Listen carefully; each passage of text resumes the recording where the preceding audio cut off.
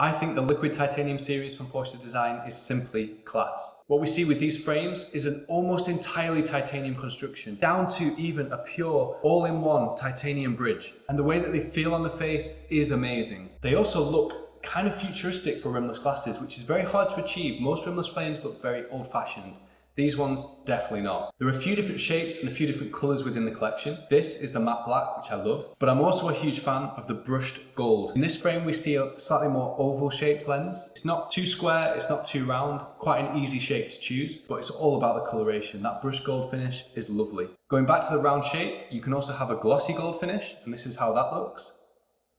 And those titanium pads just feel beautiful to wear. If you want to be a little bit more adventurous, there's a blue colorway, which has contrasting silver bridge elements. And finally, in the same shape, for a really sleek look, we have the gunmetal. Which color would you choose and which shape? Remember, these can be customized with any lens shape, not just the ones that we showcased today. Are these the world's best rimless glasses? What do you think?